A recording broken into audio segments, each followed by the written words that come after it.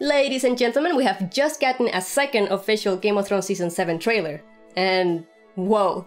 After the crazy amount of pictures and behind the scenes videos that we've been getting, which confirmed a few things for us here and there, this trailer has now confirmed a lot more things. So, let's break it down. You're now watching Because Geek. We open up with Sansa walking away from the weirwood tree in the Winterfell Godswood. And we had seen a quicker shot of this before, in the very first promo that HBO released from Season 7. Ever since then, I've been wondering what's going on in this scene, and this trailer gave me some new hints. The idea I originally had was that Sansa would be walking away from a dead Littlefinger in this shot, and hearing his voice on top of this clip helped me make some new connections. He says, "Don't fight in the north or the south. Fight every battle, everywhere, always in your mind." And it definitely sounds like something he would say to Sansa as a life lesson type of thing, teaching her what he himself lives by. As we can see in this shot, Sansa looks very upset about something. Her facial expression and her eyes are telling me that she's trying hard not to cry. She's trying to be strong, and she looks back as if she's walking away from the thing that is making her sad. Maybe she did listen to Littlefinger and followed his advice. Maybe they're playing his line on top of this clip to represent Sansa's memory of it, because she might have just done something that was related to it. And to me, it's easy to assume that she's walking away from Littlefinger's dead body. Killing him could be part of the battle that he told her to always fight. Even though I doubt that Sansa would do it herself, it is a popular belief that Littlefinger will die this season. But is this something that would make Sansa want to cry? We got another hint to what Sansa may be going through at the very end of this trailer, which gave me a different idea.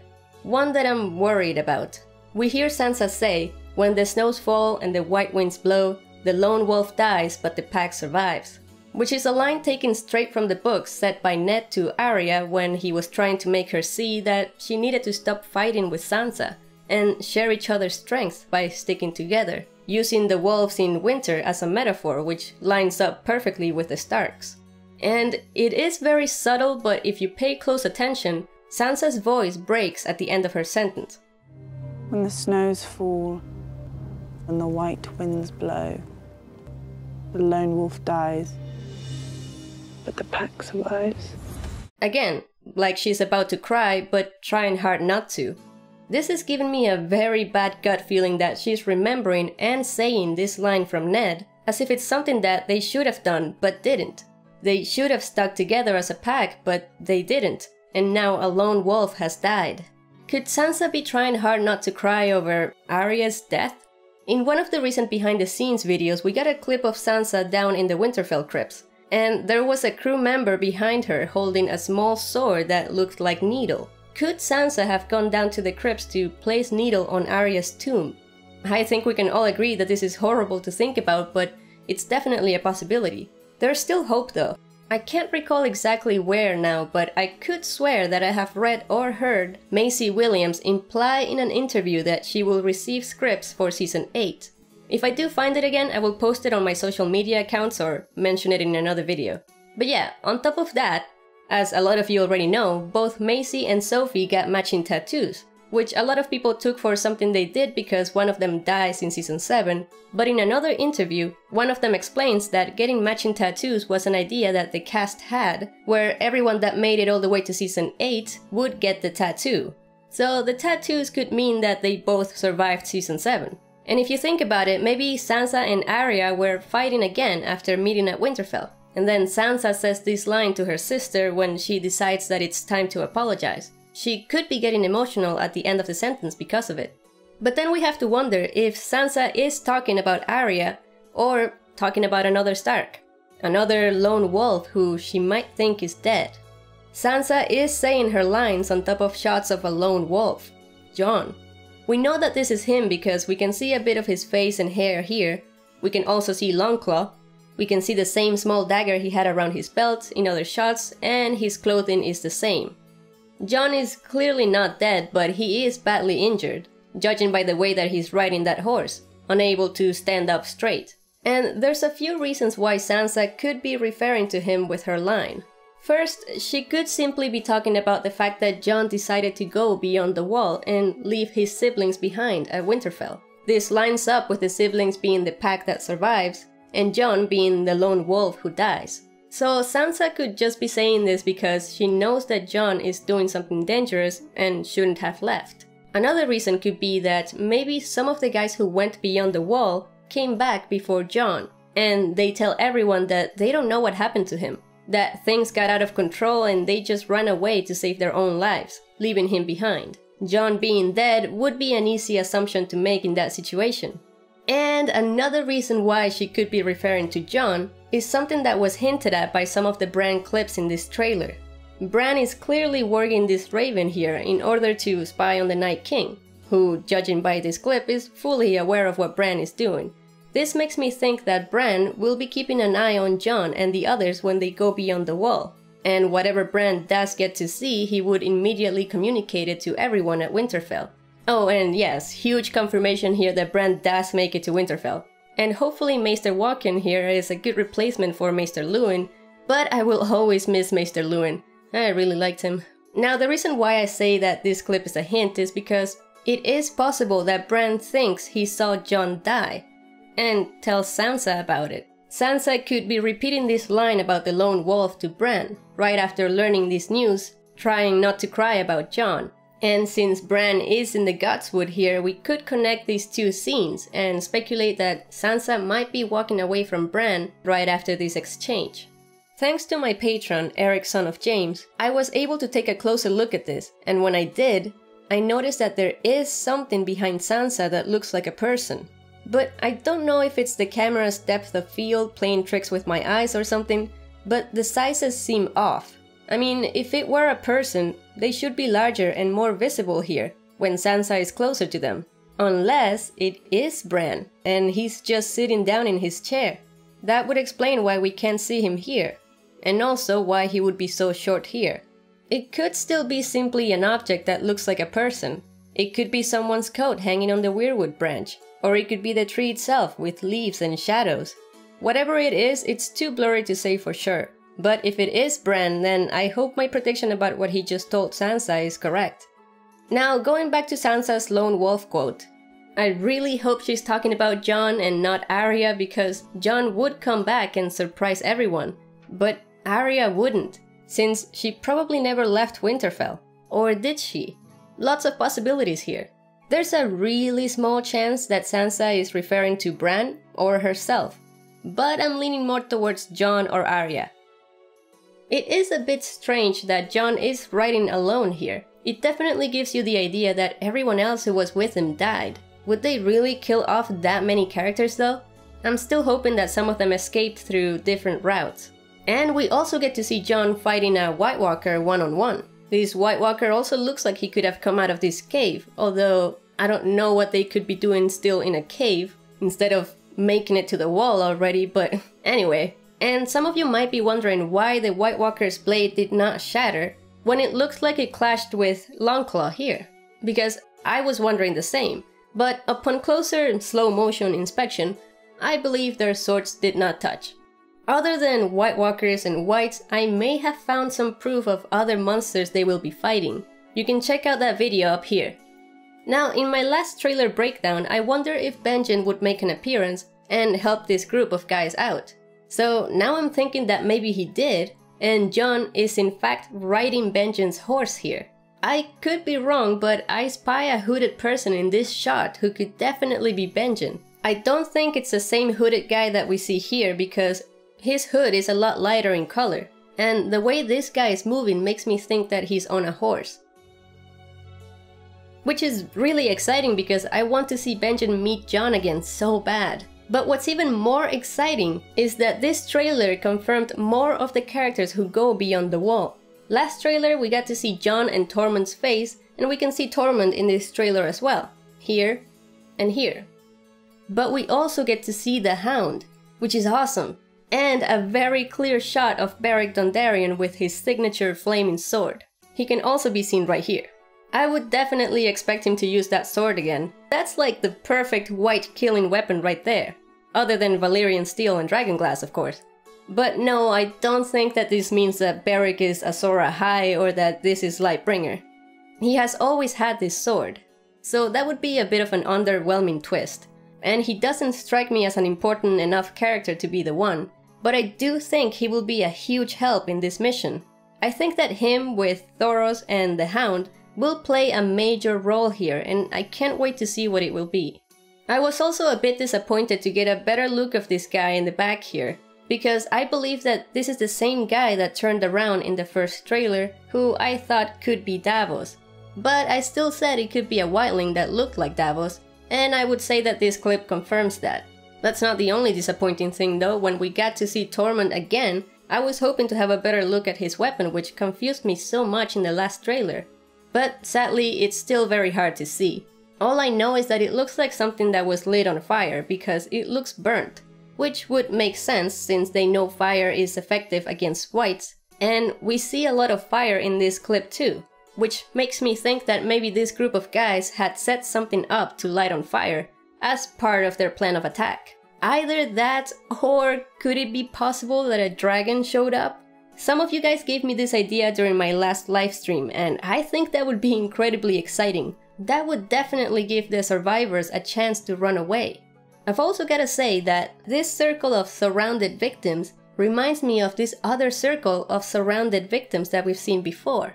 And you see how Jon is just standing here looking as if all is lost? What if this is the moment where he does something similar to what Daenerys did in Meereen, and he actually manages to make a dragon show up with just his thoughts? This would not be the first time that the show has made parallels between Jon and Dany. And we've gotten hints that Jon might meet the dragons before going on this mission, because as this trailer has now confirmed, Jon will go to Dragonstone. This has got to be them there. The colors in the background are screaming Dragonstone to me. This wall has got to be this one around the staircase. And they are definitely farther south since they're not wearing winter coats. If Jon meets Daenerys, he will have to see or interact with the dragons at some point. It just makes sense, and I highly doubt that the writers would miss out on that opportunity. As a matter of fact, I think this might be part of that scene. Oh yes, at first I thought that this was Dany attacking the Lannisters like we've seen in other pictures, and in this clip here. But then I noticed that she's in Dragonstone, and the camera has got to be showing a person's point of view. Not only that, but it also seems like Dany is looking down at someone. Having her head tilted to one side like that makes me think that she's being smug about her dragon, showing it off to someone. Could it be Jon? Part of what hints to this is a clip from one of the behind the scenes videos where we see Jon standing on the same field that Tyrion is walking on here. And I speculated that Jon could be about to meet the dragons, but other people went even further than that by saying that maybe Jon is in fact riding one of these dragons. And that's why Tyrion has a concerned look on his face. I also thought this clip from this second trailer would be connected to this one from the first trailer, but Tyrion is wearing something different, so these two have to be from different days. I also think that Varys is standing next to him here, judging by this coat, but I can't think of what could be happening here. I also don't know if Jon will ride a dragon, but I do think that meeting them isn't that far-fetched at all, and I hope that's what's happening here. I hope he ends up connecting with one of them, and then have Jon use that connection to make that dragon show up here. It sounds like it's leaning towards tinfoil, but it would be so perfect. Now, in this scene, Dany could be about to head here. It's impossible to say for sure, but her dress does look very similar in these two pictures, so I will stick to this prediction. And now we can talk about this crazy battle between her Dothraki army, and the Lannister army, who we can now confirm are being led by Jaime in the company of Bronn. In my last trailer breakdown, a lot of people pointed out to me that the archers we see in this battle were not Lannisters but Tarlys, because the Tarlys are well known for their archery skills and they also wear red. But this second trailer has now confirmed that they were Lannister archers. You can see the lion heads on their chests, and it's Jaime who's giving them orders. Now, I'm not saying that there can be Tarly soldiers here. We were bound to see more of that house after their introduction last season, but weren't they serving the Tyrells last time we saw them? Well, after looking through the histories and lore videos that were added as extra content on the Blu-rays by HBO, You'll notice that when Randyll Tarly is talking about his own house, he makes a snarky comment about the Tyrell women not knowing their place, implying that he may not be as loyal to them as we think. He also mentions that House Tarly tends to serve whoever is in power. Whenever that lord or house dies, the Tarlys move on to serve the next liege lord that takes their place. Randyll explains that it's because House Tarly breeds soldiers and not kings. And sure, they serve each lord loyally, but I would say that House Tarly is more interested in surviving rather than being loyal. Either way, with this video the producers are telling us that the Tarlys could definitely turn against the Tyrells and join the Lannisters if they became more powerful. We also get a shot of Jaime walking around the ramparts of a castle that we haven't seen before. It's a popular rumor that we would get to see Highgarden this season, and this dead person right over here is wearing something similar to what we have seen servants of House Tyrell wear before. They're also the only house that would make sense for the Lannisters to attack, before they can recover their strength and get their revenge, and this would definitely be easier with the help of the Tarlys. But going back to these archers, I wonder if they're shooting arrows at the Dothraki riders because they don't look scared or shocked enough to be shooting them at a dragon. It's a really quick shot, but I would say that they all look pretty calm.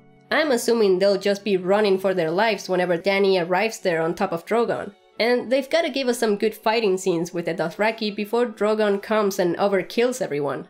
I also wanted to connect this shot here with this shot, because it's the same shield wall formation, but the environment looks different.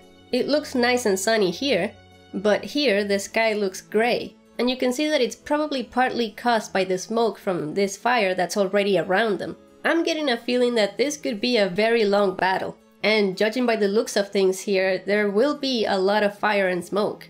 I will give Corey Hogan a shout out here for suggesting something that I really liked. He said that maybe the reason Jaime is charging at something here like a madman is because he just saw Tyrion across the field, and basically just loses it. I would love to see that. It's also similar to something that we have been talking about in our new podcast, The Side Effect. Links will be in the description. But yeah, if Jaime isn't doing this because of Tyrion, then the one thing most likely to still be alive at that point would be the dragon. Could he really have gone crazy enough to just charge at it? People are right to be worried about Jaime dying here. I think the only way for him to survive that is if Tyrion asks Dany not to kill him.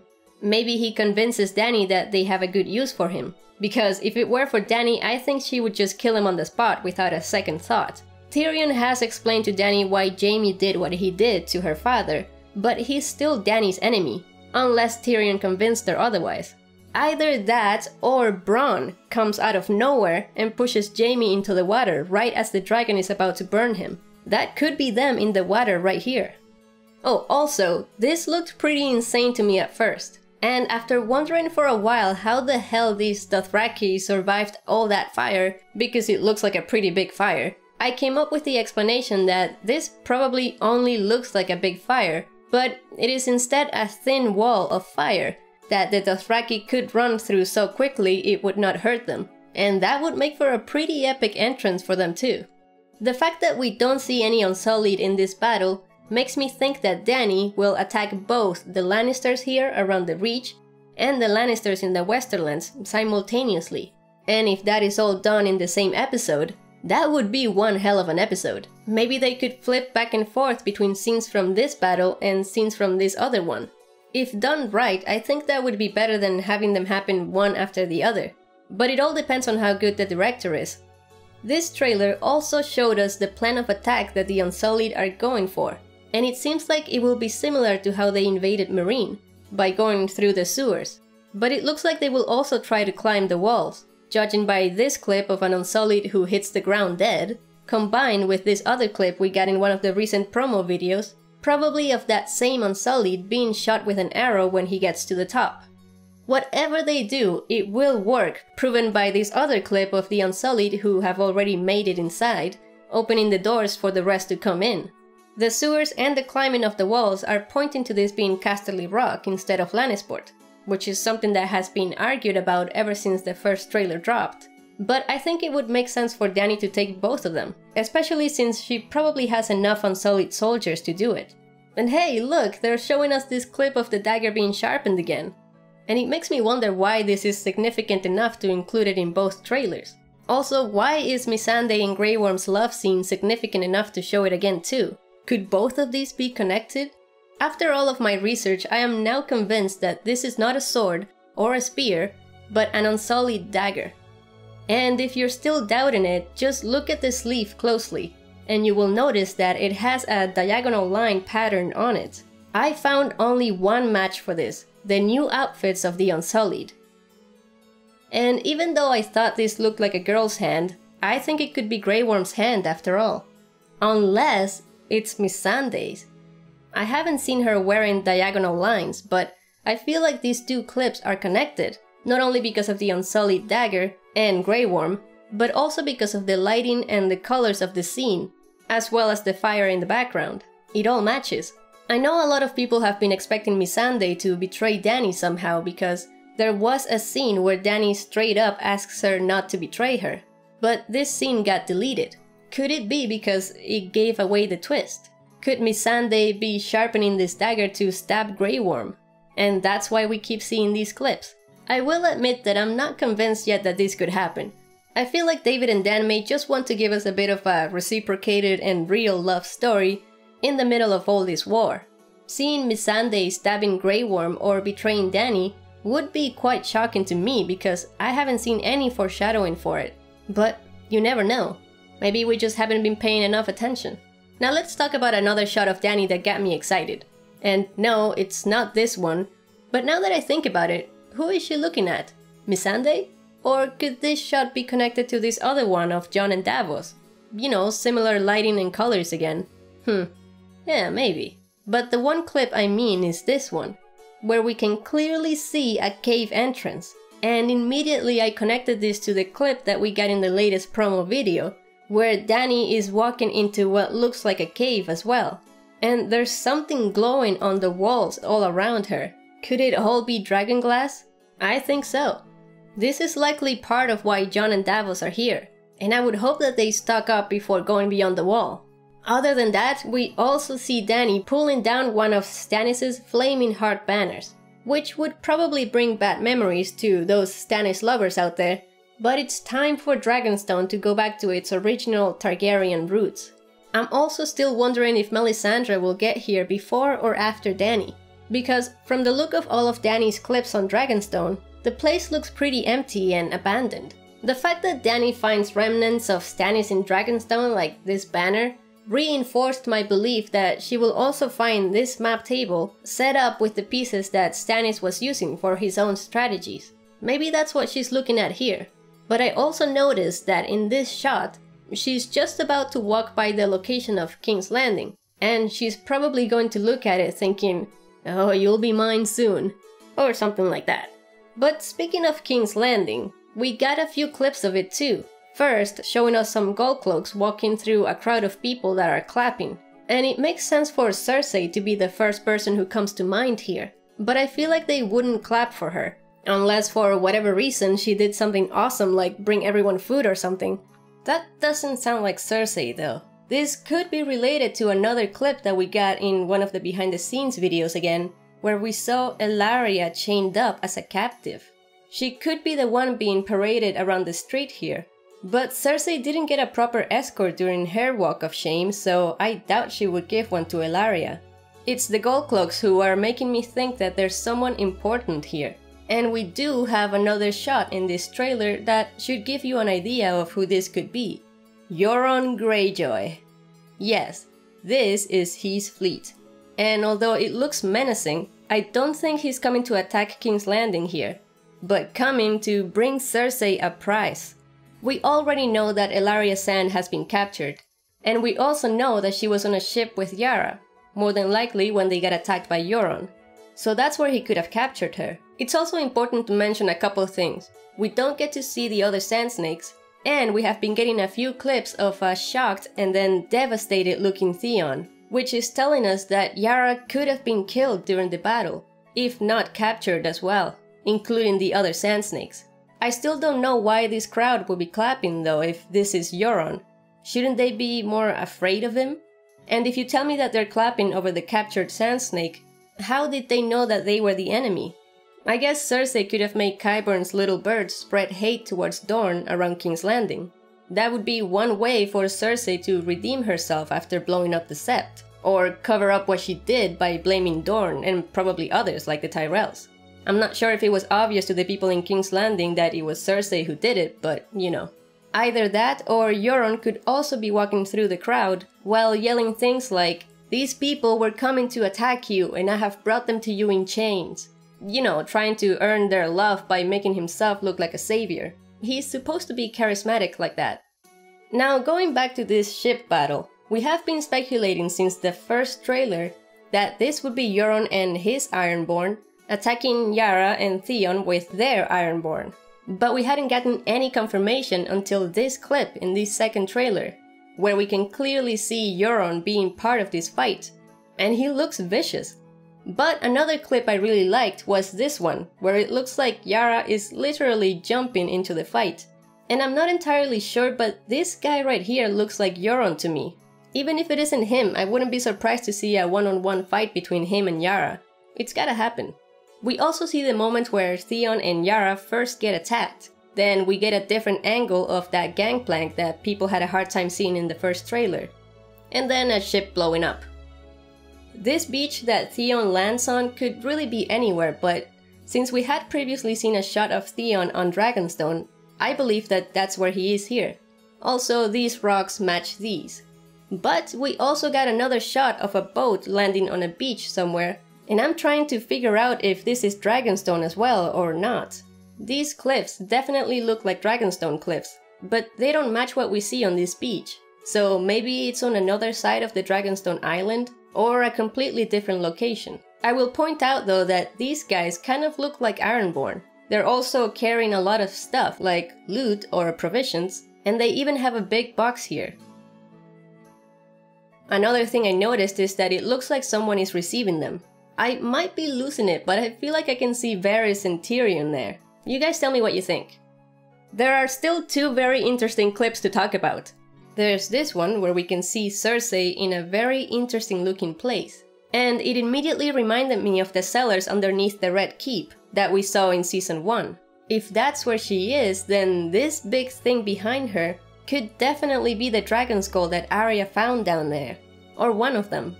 This ladder back here is throwing me off a bit though. I'm not sure why there would be a ladder in the cellars, so this could be another place, and maybe these are the remnants of a sculpture instead of a dragon skull, but it's obvious which option is more exciting.